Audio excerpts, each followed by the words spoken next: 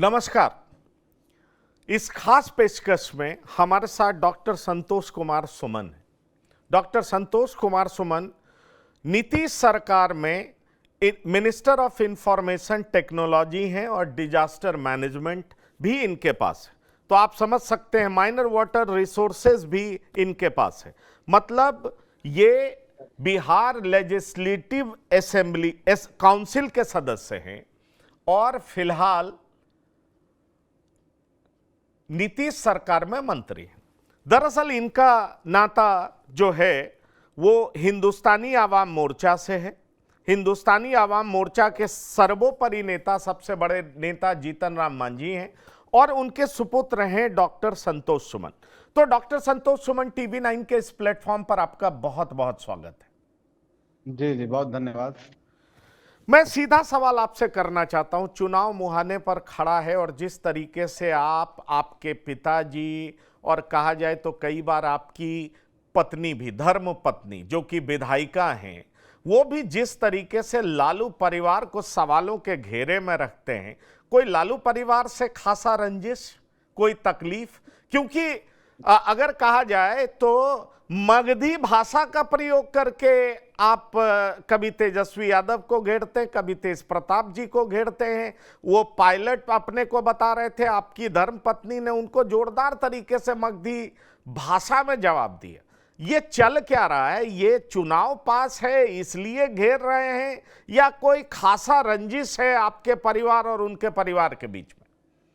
नहीं नहीं, ऐसा कोई बात नहीं है। माननीय लालू यादव जी को मैं सम्मान करता हूं और राजनीति में विचारों की लड़ाई होती है, व्यक्तिगत कोई लड़ाई नहीं है। और जहां तक मगही का सवाल है तो हम लोग के आत्मा है मगही, जो हमारी लैंग्वेज है, हम लोग उसको बोलते हैं। और गांव देहात में अब मगही में बोलेंगे तो लोग, गांव के लोग ज़्यादा कनेक्ट करते हैं। तो कभी कभी ऐसा नहीं है कि चुनाव को लेकर, पहले भी कुछ ऐसे मुद्दों पर बातें होती हैं तो वो प्रतिक्रिया ट्विटर के माध्यम से दी थी। वो कुछ स्पेसिफिक महिलाओं को लेकर के कुछ ऐसे उनके तरफ से कुछ क्रिटिसिज्म या कुछ ऐसा अभद्र भाषा का प्रयोग होता था, तो कभी न कभी काउंटर इनके तरफ से जाता था। बाकी ऐसा कुछ नहीं है और चुनाव से भी लेना-देना नहीं है। आप देखे होंगे कि वो कभी-कभी होता है, फिर वो शांति हो जाती है। तो लालू जी से, चाहे उनके परिवार से, चाहे तेजस्वी यादव जी से कहें, तो विचारों की लड़ाई हो सकती है। हम लोग अलग-अलग गठबंधन में हैं, अलग विचारधारा है। उनकी विचारधारा कुछ है, हमारी वही है। सिर्फ़ इतना ही है, इसके अलावा कुछ नहीं है। ऐसे व्यक्तिगत रिलेशन बहुत अच्छे हैं और मैं उनका सम्मान करता हूँ लालू जी का, और हमेशा सम्मान करता रहूँगा। नहीं तो पॉलिटिशियंस के व्यक्तिगत रिलेशंस तो अच्छे होते हैं, लेकिन चुनाव से पहले जिस तरह की रस्साकसी होती है, क्या माना जाए ये जनता को भरमाने का प्रयास है या वाकई नीतियों की वजह से गर्माहट रहती है? देखिए, फैक्ट जो है वो है। आपको ये तो मानना ही पड़ेगा कि माननीय लालू प्रसाद यादव जी जिस समय सत्ता में थे, उस पीरियड को जंगल राज बिहार में कहा जाता है। और अब 2005 से पहले जब से वो सत्ता संभाले, बिहार की क्या स्थिति थी और उसके बाद क्या स्थिति है। तो जब हम तुलना करते हैं तो निश्चित तौर पर वो तुलना में बहुत गैप आता है। अब आज के समय में माननीय नीतीश कुमार जी का जो शासन रहा है, वो शांति का रहा है, विकास का रहा है। आप देखें, इंफ्रास्ट्रक्चर का बहुत सारा डेवलपमेंट हुआ, आज भी कितने काम हो रहे हैं।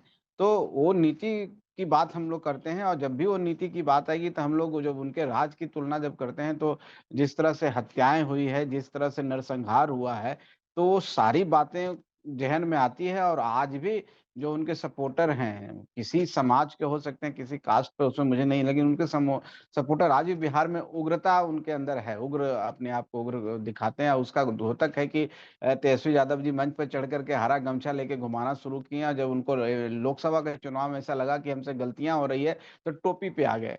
तो टोपी भी हरा टोपी है, लेकिन ये उग्रता जो है उनके सपोर्टरों में, ये कहीं न कहीं जो अति पिछड़े समाज के लोग हैं, जो हमारे पिछड़ा समाज के लोग हैं, दलित समाज के लोग हैं, उनसे अपने आप को कनेक्ट नहीं कर पाते हैं, उनसे दूर भागते हैं और वही जो दमनकारी नीति पहले का था, उसकी याद ताज़ा ताज़ा हो जाती है और वो तेजस्वी यादव जी में भी दिखता है।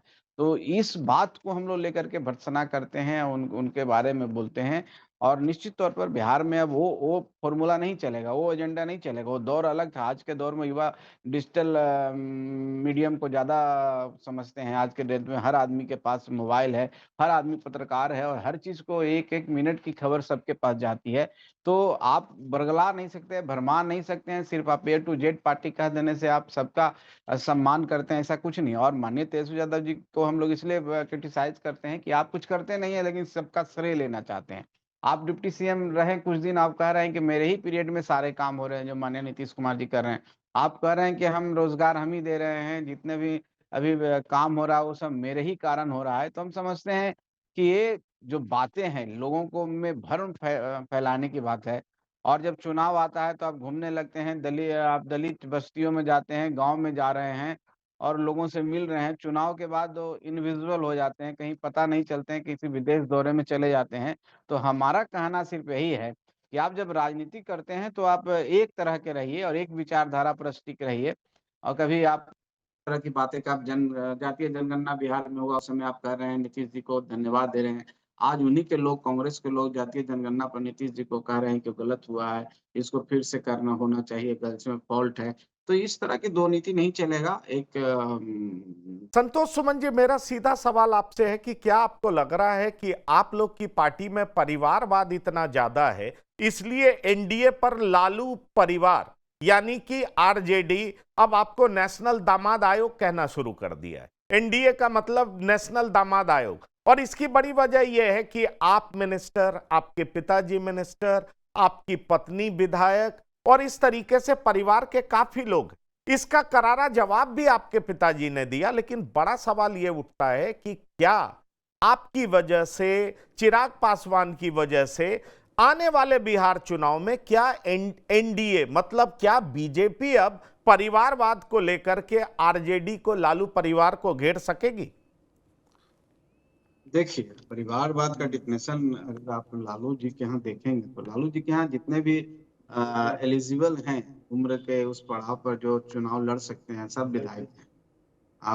उनका दूर-दूर तक रिश्तेदार है, जहाँ यूपी में जहाँ उनके संबंध बने हैं, वहाँ भी वही हाल है। और जहाँ तक चिराग पासवान जी का हो, कोई भी हो, तो हम लोग ने जहाँ तक मेरे बारे में लोग बोलते हैं, तो मैं तो अपनी राजनीति भारतीय जनता पार्टी से शुरुआत किया। हम एबीवीपी में रहे, अखिल भारतीय विद्यार्थी परिषद में भी काम किए, संघ से भी जुड़े रहे हैं और उसके बाद अब पार्टी में आए हैं। तो हमने अपने जीवन की शुरुआत उस समय की जब हमारे फादर राजद में हुआ करते थे, हम बीजेपी में हुआ करते थे, वो चीज़ है। और तो मेरे के यहाँ से और जहाँ तक और भी कुछ लोग कहते हैं, हमारे माननीय विधायिका हैं ज्योति देवी जी, तो वो विधायक तब बनी थी जब माननीय मुख्यमंत्री जी नीतीश कुमार जी उनको टिकट दिए थे जनता दल यूनाइटेड से। तो कहीं से जो पार्टी में जब हमारी पार्टी में आ गई विधायक रहते हुए, तो उनको टिकट दिया गया। जहाँ तक एक जगह हम मानते हैं हमारी पत्नी जहाँ से लड़ी है, तो उसमें भी हम लोग की पार्टी को ऐसी कोई मंशा नहीं थी कि उनको हम टिकट दें। लेकिन वहाँ क्षेत्र से जिस तरह का माँग आया, हमें लड़ने के लिए बोला गया कि आप चुनाव लड़ें। लेकिन हमने बोला कि हम चुनाव नहीं लड़ेंगे, तो फिर उनकी तरफ से आया कि अपनी पत्नी को लड़ाइए, दूसरा व्यक्ति को दिक्कत होगा। हम कार्यकर्ता को देना चाहते थे, लेकिन जनता का इतना प्रेशर था। उस प्रेशर में आप देखे होंगे उस चुनाव में कितनी परेशानी हुई, कितनी लड़ाई हुई और हम चारों जगह जीते हैं। लेकिन सबसे ज़्यादा कष्ट हमें इमामगंज में संघर्ष करना पड़ा और जो उन एक पार्टी है, उनको सबसे ज़्यादा वोट वहीं आए। तो एक परिस्थितियों के कारण हम इस तरह की बात हुआ है, लेकिन हो सकता है कि आगे इसको हम लोग करेक्ट करें और हमारे कार्यकर्ता चुनाव लड़ें। तो उनका परिवार का डेफिनेशन परमानेंट है, हमारा कुछ नहीं है। हम लोग नहीं, टेम्परेरी है कि परिस्थिति के कारण किसी को आप कहना चाह रहे हैं कि उनका परिवारवाद का कॉन्सेप्ट परमानेंट है, आपका जी, टेम्पररी है। आपने जी, जो जी। किया वो अपने कार्यकर्ताओं की चाहत की वजह से किया, नहीं तो ऐसा आप नहीं करते। और आप कह रहे हैं कि आने वाले समय में आप कोर्स करेक्शन भी करेंगे, आप ठीक भी करेंगे। तो जी, मैं, जी, मेरे जी। मन में इसी से जुड़ा हुआ सवाल है, कोर्स करेक्शन करेंगे मतलब आप अपने परिवार से बाहर यानी कार्यकर्ताओं जी, को टिकट देंगे। कितना जी, टिकट जी। चाह रहे हैं इस बार? कितने कार्यकर्ताओं को आप समाहित करने की सोच रहे हैं, चुनाव लड़ाने का सोच रहे हैं? क्योंकि एनडीए में भी टिकट को लेकर के बहुत रस्साकशी है। कई जगह से स्टेटमेंट आता है, आपके पिताजी जो कि सर्वोपरि नेता हैं आपकी पार्टी के, वो कहते हैं कि 35 35-40 सीट चाहिए, 30 सीट चाहिए। दरअसल बहुत तरह का कंफ्यूजन है। आप बता पाएंगे कि आप अपनी पार्टी को कितनी सीटों का हकदार मानते हैं? देखिए, सीटों की संख्या पर कोई विचार अभी एनडीए में नहीं हुआ है। घटक दल जितने भी हमारे घटक दल हैं, इस पर अभी कोई सामंजस्य नहीं बैठा है, कोई बातें नहीं हुई है। जहां तक माननीय श्री जीतन राम मांझी जी का बात है, हम लोग के पार्टी के संरक्षक हैं, संयोजक हैं। और जब भी कोई कार्यक्रम में जाते हैं तो कार्यक्रम में स्वाभाविक है कि कार्यकर्ताओं का जो डिमांड होता है वो अपने हिसाब से हर कार्यकर्ता, हर पार्टी के कार्यकर्ता जो मेहनत कर रहा है उसकी एक महत्वाकांक्षा है। और एक जिस काम के लिए समाज सेवा में आए हैं, राजनीति को चुने हैं, तो उनको लगता है कि हम भी, हमारी भी भूमिका वहां होनी चाहिए। अब वो भूमिका के तहत वो डिमांड करते हैं कि हमें ज्यादा से ज्यादा सीट पर लड़ना चाहिए और हमें इतना सीट पर कम से कम लड़ना चाहिए, मांगना चाहिए। उन्हीं के बातों को रिलेट करते हुए जीतन राम मांझी जी कहते हैं कि आप 35 सीट और 40 सीट कह रहे हैं। हम 35 सीट 40 सीट हमको तब मिलेगा जब आप उस लायक बनेंगे, उतना आप मेहनत करेंगे, उतना आप सशक्त होंगे, उतनी आपकी तैयारी होगी। अगर आप तैयार हैं, अगर आप उतने मेहनत करते हैं, उतने सीट हमको जिताने की क्षमता रखते हैं, तो 35-40 सीट पे जीतेंगे। और हम उतना जीतेंगे तो हम अपने जो हमारा जो उसूल है, जो विचारधारा पर हम पार्टी बनाए, वो आवाज हमारी और मुखर होके आएगी। वो इतना ही कहते हैं, उन्होंने कभी डिमांड नहीं किया। वो कहें कि हमको इतना सीट मिलेगा तो हम ये करेंगे। वो कार्यकर्ताओं की राय को व्यक्त किया है।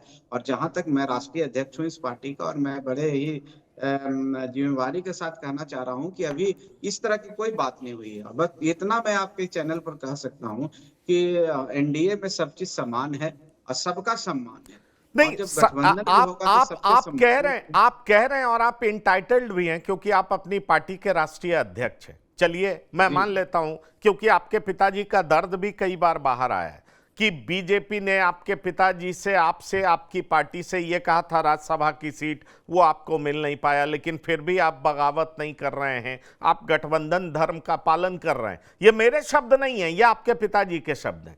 पर मैं आपसे एक सवाल पूछना चाहता हूं।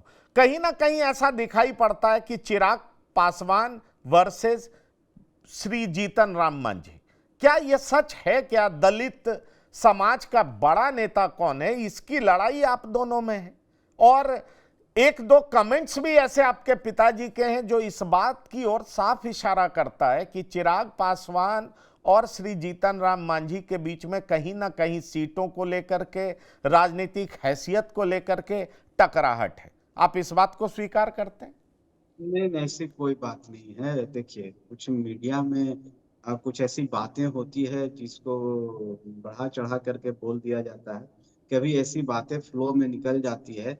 जहां तक देखिए, एक तो राजनीतिक बात है, एक व्यक्तिगत बात है। व्यक्तिगत है तो चिराग पासवान जी, हमारे पिताजी में ऐसा कुछ नहीं है। चिराग पासवान जी हमेशा हमारे पिताजी का सम्मान करते हैं, भी पुत्रवत समझते हैं, और एक साथ मंत्रिमंडल में भी हैं। और एनडीए, हमारा मकसद है बिहार में एनडीए को जिताना। हम कोई अलग अलग विचारधारा में नहीं चल रहे हैं और एक साथ काम करें। जहां तक कुछ बातें होती है, ऐसा स्टेटमेंट आ रहा, देखिए, हर व्यक्ति की अपनी अभिव्यक्ति है, हर व्यक्ति की हर विषय पर अपनी सोच है।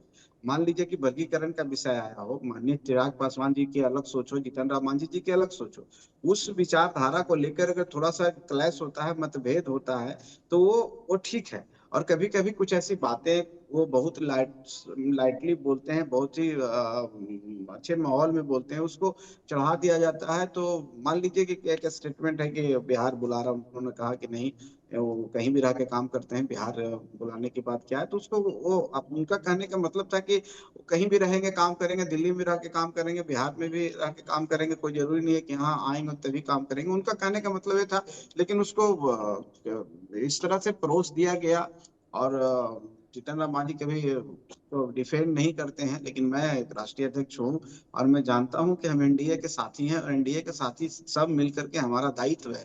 ये हमारा दायित्व है कि हम कैसे विकासशील सरकार को पुनः स्थापित करें, कैसे ज्यादा से ज्यादा यहाँ पर बहुमत से हम आए कि ठीक है, बिहार में जो ठीक है, विकास की गति है, ठीक है। तेजी संतोष जी, तरीके से चल रहा है, तेज गति से चल रहा है। जी, संतोष जी, आप जो कह रहे हैं फेयर एनफ, आप अपनी बात तो रखेंगे, पर मैं दो इंसिडेंट आपसे आपको बताना चाहूंगा और आपका जवाब चाहूंगा। आप अगर उचित समझे तो इसका जवाब दें। इमामगंज में चिराग पासवान आपकी पत्नी, धर्म पत्नी के लिए कैंपेन करने नहीं गए, और यह मुद्दा कहीं और से नहीं उठा, जेडीयू से ही उठा। आपको याद होगा आनंद मोहन जी ने बड़े जोरदार तरीके से इसको उठाया था। आपको लगता है कि कहीं ना कहीं चिराग पासवान ने गठबंधन धर्म का पालन नहीं किया और जो आपके विरोध में पासवान उम्मीदवार थे उनका समर्थन किया?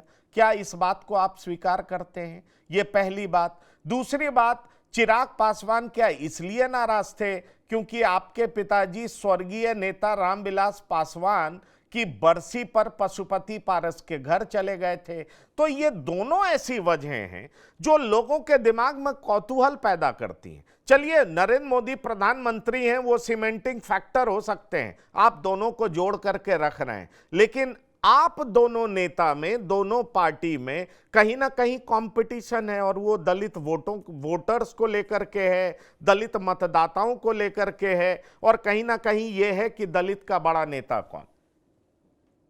देखिए, यही तो मामला है। इससे आप समझिए इस बात को। मामला कुछ नहीं है, इसको बनाया जाता है।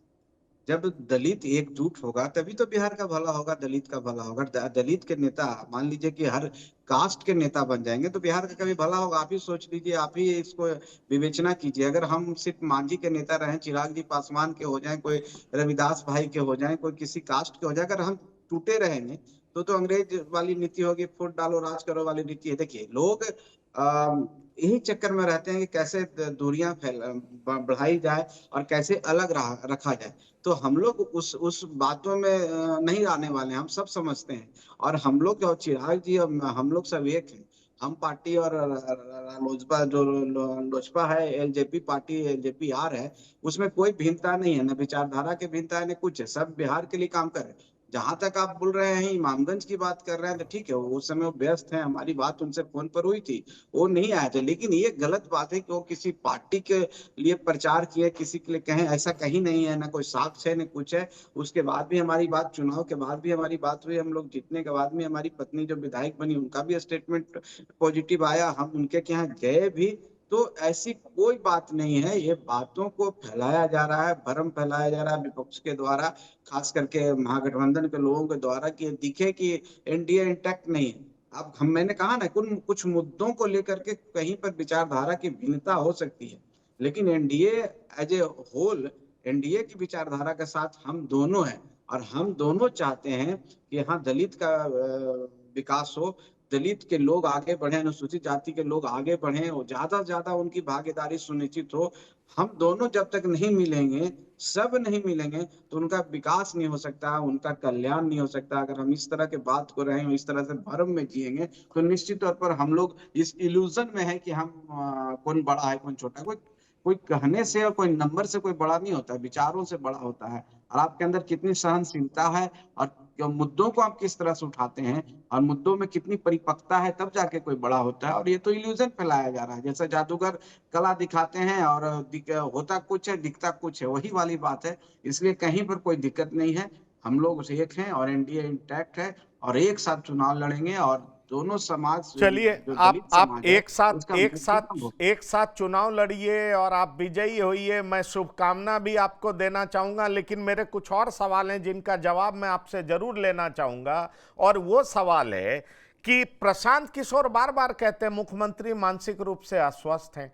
आपको नहीं लगता कि जिस मुख्यमंत्री का साथ आप दे रहे हैं वो स्वस्थ नहीं है और फिर भी आप उनके वोट के नाम पर उनको खींचे जा रहे हैं? प्रशांत किशोर तो चुनौती देते हैं कि अगर मेरी बात किसी को गलत लगे तो कोर्ट में आके साबित करे, मुझे जेल भेज दे। आपको नहीं लगता कि अब नीतीश कुमार के रिटायरमेंट का वक्त आ चुका है और आप लोग उनके वोटों की वजह से उनको खींचे जा रहे हैं? तो ये 13 करोड़ जनता के साथ अन्याय है।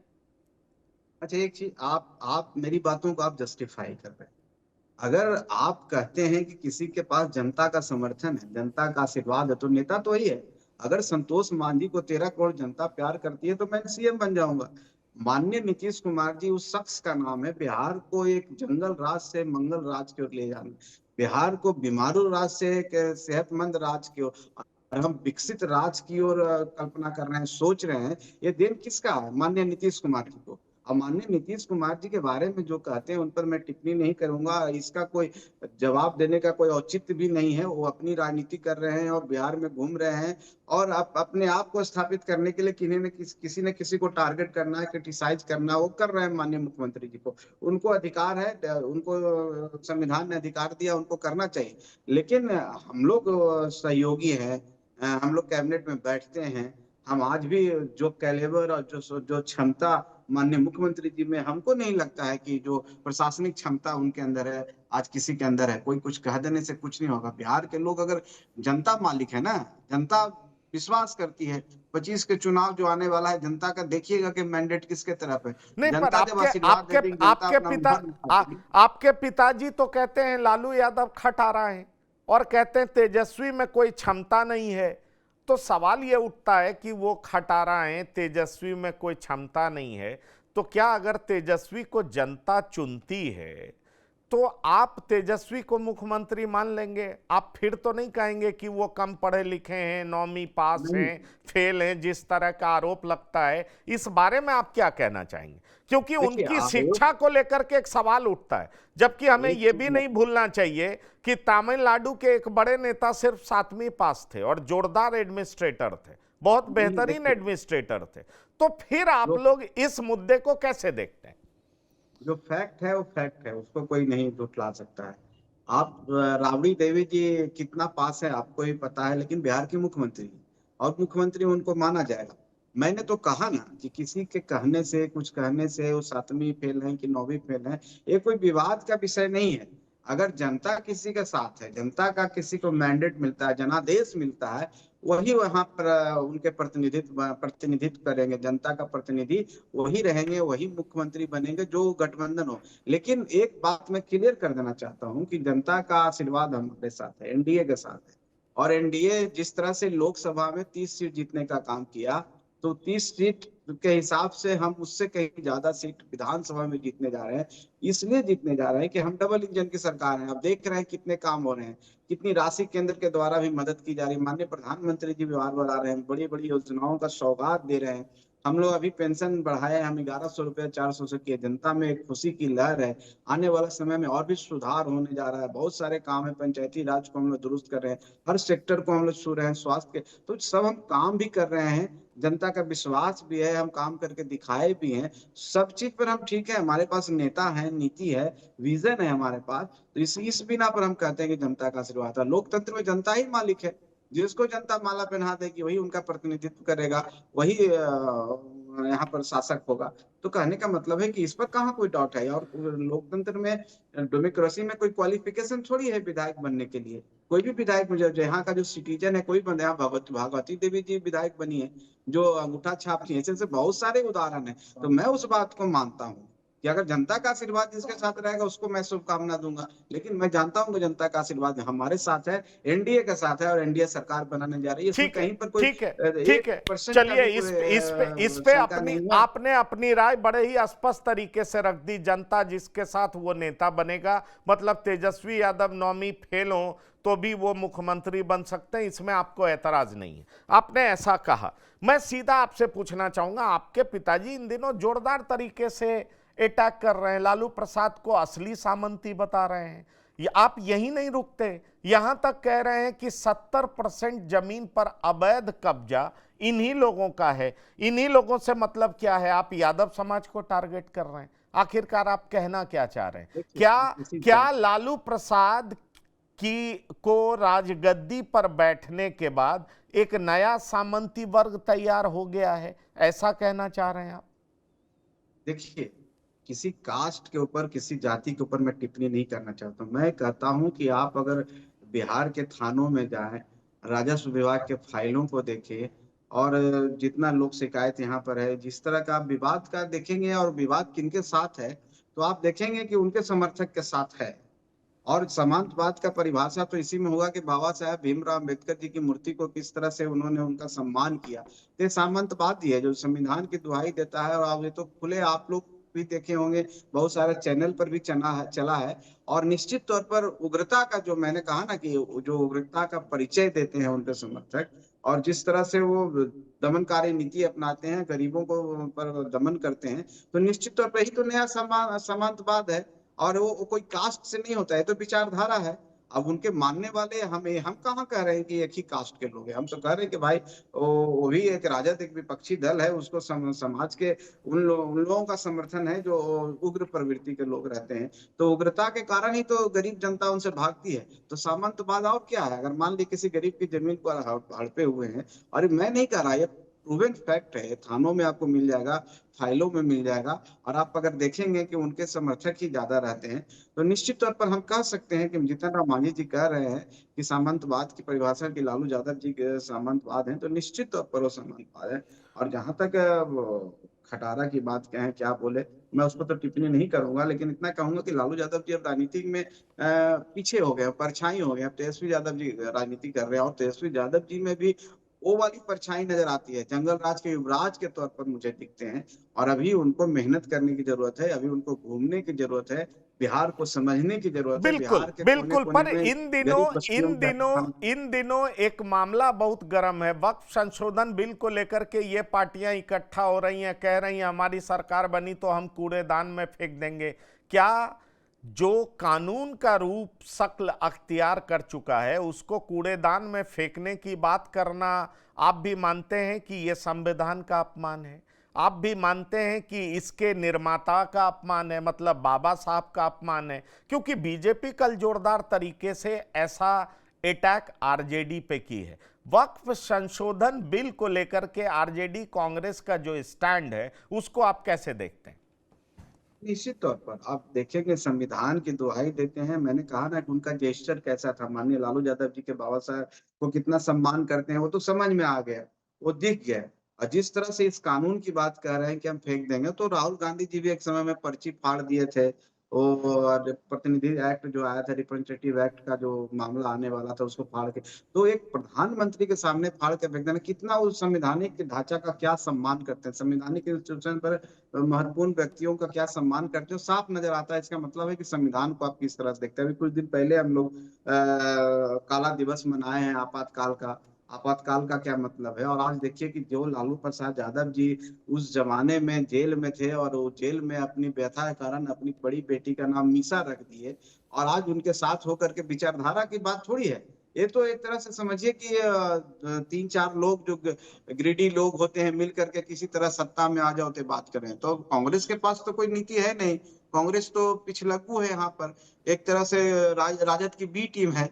तो इन लोगों की कोई संविधान के प्रति आस्था नहीं है। चुनाव जब होगा, चुनाव हारेंगे तो ईवीएम पर दोष देंगे, चुनाव के बाद इन लोग चले जाएंगे घूमने के लिए, तीर्थाटन करने चले जाएंगे, कहाँ चले जाएंगे तो भगवान। सब राहुल जी के साथ वही समस्या है, माननीय तेजस्वी यादव जी की वही समस्या है। तो दिखावे की राजनीति करेंगे तो कभी जनता उन पर विश्वास नहीं करेगी। जनता के बीच में रहना होगा, उनका दुख सुख सुनना होगा, और उनके साथ बैठना होगा, तभी जनता पर विश्वास करेगी। वो जमाना लाठी वाला नहीं है या जो पहले 90 के दशक में हुआ करता था, कि उनके समर्थक पंचायत बूथ को लूट लिया करते थे और सरकार बन गई। आज जनता वोट देती है, और जनता वोट देती है तो ठीक है, कभी उनको वापस नहीं। अंतिम सवाल, छोटा जवाब। कितनी सीट आप उम्मीद कर रहे हैं और एनडीए को मैंडेट कितना भारी मिलने जा रहा है? आप 225 का दावा कर रहे हैं, अंतिम सवाल का जवाब दे दीजिए बस। गठबंधन में कितनी सीट और चुनाव के बाद एनडीए को कितनी सीट मिलने की उम्मीद है आपको? निश्चित तौर पर 225 सीट से हम ज्यादा रहेंगे। और जहां तक हमारी बात है तो सम्मानजनक सीट रहेगा। अभी सीटों का कोई आंकड़ा तय नहीं हुआ, इसलिए मैं अभी कुछ नहीं बोल सकता हूँ। सम्मानजनक सीट रहेगा, सम्मान के साथ समझौता है, विचारधाराओं के साथ समझौता है, और 225 सीट हमसे ज्यादा सीट जीतेंगे। चलिए, तो मंत्री बिहार सरकार सूचना प्रौद्योगिकी, जी हाँ, संतोष सुमन मांझी जी, जो कि राष्ट्रीय अध्यक्ष भी हैं अपनी पार्टी के, उन्होंने बड़े ही बेबाक तरीके से अपनी बातों को रखा। संतोष सुमन मांझी जी, टीवी 9 के साथ बात करने के लिए बहुत बहुत धन्यवाद और शुक्रिया। तो इस खास पेशकश में इतना ही। ताजा तरीन खबरों के लिए आप लगातार देखते रहिए टीवी 9। धन्यवाद, नमस्कार।